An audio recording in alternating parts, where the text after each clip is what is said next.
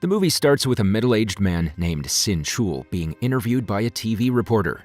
The reporter asks about how his parents were killed and how he managed to forgive the murderer. Sin Chul starts by recounting the day he tried calling his parents, but they didn't answer. When he returned home and turned on the lights, he discovered his parents' lifeless bodies. The reporter then inquires about his feelings when the murderer was finally caught by the police after 10 months.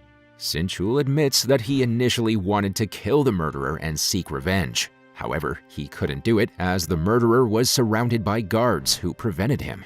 Sin Chul also shares that he once contemplated suicide in his quest for justice, but changed his mind when he thought about the murderer. He eventually realized that forgiving the murderer and moving on with his life was the only way to find peace. Meanwhile, Chairman Bayek watches the interview and believes Sin Chul is acting. She comments on his ability to fabricate his parents' incident with confidence. At a taxi company, police officer Hannah arrives and confronts an employee named Doki. Doki asks Hannah to park her car properly before providing answers, sparking a heated argument. Sin Chul intervenes upon hearing the commotion. When Hannah sees him, she inquires if the company is his, to which he confirms. She follows him to his office. In Sin Chul's office, Hannah shows a photo of a taxi and asks if he knows the owner. He admits that the taxi belongs to his father, Han Sul. Hannah continues to question him about Han Sul's whereabouts, but Sin Chul remains silent. Frustrated, Hannah raises her voice and demands answers. The scene then shifts to the police officer's headquarters, where Hannah is reprimanded by her superior for her rude behavior towards Sin Chul. He emphasizes that Sin Chul is a good person and suggests that Hannah personally apologize to him. Hannah agrees and exits the room. Back at her office, Hannah looks up Sin Chul online and finds a video where he tried to confront the murderer but was stopped by the police. Watching this, she feels remorse for being rude to someone who's gone through such a difficult ordeal. In the following scene, Hannah meets Sin Chul at a volunteering event and apologizes for her previous behavior. Sin Chul tells her not to feel embarrassed and mentions that she did what was expected. They both start packing kimchi into boxes, and Hannah expresses her desire to help with the kimchi deliveries. Doki also shows up, parking his taxi in a peculiar manner. Sin Chul scolds him for his reckless driving and suggests that Hannah joins Doki and his colleague Goon to deliver the kimchi. Hannah gets into the taxi and Doki drives off. Surprisingly, neither Doki nor Goon speaks to her. Trying to ease the tension, Hannah apologizes for the morning incident and introduces herself again. Unfortunately, no one responds.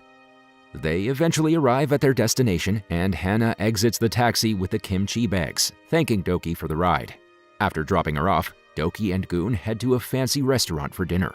At the same time, a young boy is browsing the internet, searching for the least painful way to end his life. He appears to be struggling with mental issues, and his body shows sign of bruises. Suddenly, he receives a message from a company called Luxury Taxi, offering help to seek revenge instead of ending his life. The next morning, the same boy, Jun Min, goes to school but encounters bullies at the gate. He decides to skip school and heads to his mother's shop. Unfortunately, his mother is deaf and can't hear well. She struggles to make sales, and a customer rudely leaves, making fun of her condition. Frustrated, Jun Min calls Sin Chul, the owner of Luxury Taxi, seeking their assistance in getting revenge. Sin Chul answers the call and instructs Doki to assist their new client, emphasizing the need to take good care of him. The following day, Doki approaches Jun Min in his black taxi and asks him to get in. He then starts driving, and when Jin Min asks where they're going, Doki replies that they're going to take his revenge. In a flashback, we see Jin Min transferring to a new school and the teacher introducing him to the whole class. During recess, a group of boys walk by and make unkind remarks about him, saying he smells like rotten fish. Jin Min tries to explain that he helps his mother in her shop, but the boys don't listen. Instead, they start beating him and take him to the rooftop. Later, Jin Min goes to the teacher's office to complain about the boys, but the teacher doesn't listen and suggests it will take time for him to adjust. The teacher even closes his nose and tells Jin Min to wash his clothes every day. After leaving the teacher's office, the bullies catch Jin Min and demand to know why he talked to the teacher. They take him to a karaoke place and mistreat him. even making him undress. They also extort money from Jinmin every week, and if he can't pay, they beat him mercilessly. At one point, they push him onto the road and drive a motorcycle over his legs. Frightened and stressed, Jinmin tries to go to the police station to file a complaint against the boys, but the officer refuses to register his complaint and asks him to go home, promising to discuss the situation at a meeting. To Jinmin's dismay, one day he comes home to find the bullies at his house, enjoying a meal prepared by his mother. When they realize Jinmin's mother can't speak, they mock the dishes she made for them and even make threatening comments about what might happen to her with a knife she's using to cut fruit. The scene then shifts to the school office, where the principal asks Jinmin about his injured legs. Here, instead of telling the truth, Jinmin fibs and says he slipped on the road and a motorcycle ran over him. When Jinmin's mother tries to communicate in sign language and encourages him to tell the truth, he hushes her and wants to discuss things himself. The principal then instructs the boys who ran the motorcycle over Jinmin's legs to apologize, and they reluctantly do so. After the meeting, the principal leaves the room with the parents of the bully boys to have a drink together. Returning to the present, Doki hands Jinmin an envelope and drops him off in front of a gaming parlor. After this, Jinmin takes out a card and approaches a gaming machine to follow the instructions on the card. He activates the game, and a game fairy appears on the screen, informing him that he must keep the taxi service a secret and pay for the job at the end of the game. The fairy also explains that to begin the game, he should press the blue button, and to exit, he should press the red button. Initially unsure, Jinmin decides to quit the game. However, as he stands up from his seat, memories of the bullies tormenting him and his mother rush back, and he impulsively presses the blue button. Upon pressing the button, we're taken to an underground office where Sin-chul and his team are listening to Jinmin's story and feeling sympathy for him. Sin-chul notes that while the situation may seem insignificant to the bullies, it's a matter of life and death for Jinmin. He instructs Doki to take the case and handle it with care. Before Doki leaves, Gun searches her database for information about the head of the bully group, Sung Tae. She reveals that the student's father is a major school donor and the head of the Alumni Association. Hearing this, Sin-chul emphasizes the need to handle the case delicately, considering that both the victim and the culprit are minors. Afterward, Doki takes his black taxi and heads to a restaurant. Inside, he reaches for a plate to serve himself, but a guy stops him, claiming it's his plate as he arrived first. Doki, without arguing, hands over the plate and walks out, tossing a packet into the trash can. It seems like he mixed something into the food on the plate. The following day, a new teacher named In Sung introduces himself to the school principal as a substitute teacher, and the principal is pleased to have him as one of the teachers is suffering from severe diarrhea. It is then revealed that the new teacher is none other than Doki. We learn that the person Doki encountered at the restaurant the previous night is, in fact, one of the school's teachers.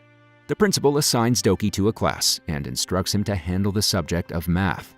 Doki is surprised by this, but can't change the subject. Afterward, he enters the classroom and starts taking attendance. While most of the students respond to their names, Sung Tae and his friends act rudely and leave the class abruptly. Later, as Doki tries to get some soft drinks from a vending machine, the bully group approaches him and hits him with a can. They also mock him, asking if he has cigarettes and claiming he's just a temporary teacher who doesn't need to act like a real teacher. Sung Tae takes a step further and slaps his friend. He then yells, pretending that Doki is beating up students. In self-defense, Doki hands over his wallet, allowing them to take money from it. In the next scene, Sung Tae instructs his friend Hak-soo to fetch some items to impress girls at the club. Hak-soo complies and approaches an elderly lady, offering to buy her trash in exchange for something from a nearby store. The lady agrees to help, and once they have the items, they head to the club.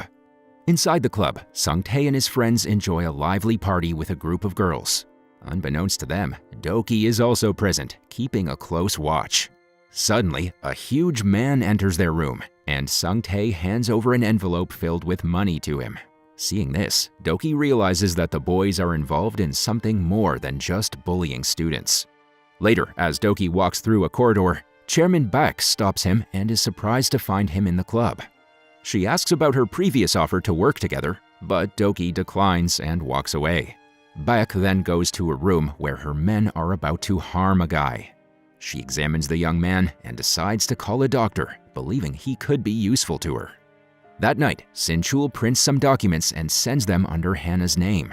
The next morning, Hannah receives the envelope, which contains incriminating evidence about a company called Changsul, where employees were being mistreated. Hannah acts quickly, but manages to apprehend only one of the 4 culprits, putting the rest on a wanted list. The following day, the bully group decides to teach Doki a lesson and devises a plan.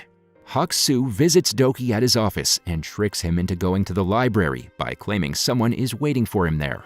While Doki is away, another guy sneaks photos and magazines into Doki's bag and informs his friends. Meanwhile, Sung-tae coerces a girl in the library, making her do as he says, and reminding her that the teacher will leave in a week, leaving her stuck with them for over 2 years. Doki enters the library, searching for the person Hak-soo mentioned, but to his disappointment, he finds no one there. When he leaves, the girl who was coerced by Sung-tae follows him and falls to the ground crying. All the students, including a female teacher, gather around her, asking why she's upset. To everyone's shock, the girl points at Doki and claims he has her private photos in his bag. Feeling embarrassed, Doki looks around and spots Sung-tae smiling at him from a corner. In the final scene, Sin-chul meets a woman at a hospital and inquires about her condition. The woman expresses her unhappiness about the law, allowing her daughter's murderers to roam free as if nothing happened. Sin-chul tries to make her understand that people like them don't deserve to die. He suggests they should live for their loved ones and fulfill their unspoken desires. The movie concludes with Sin-chul advising the woman to do all the things her daughter used to do and to love once more.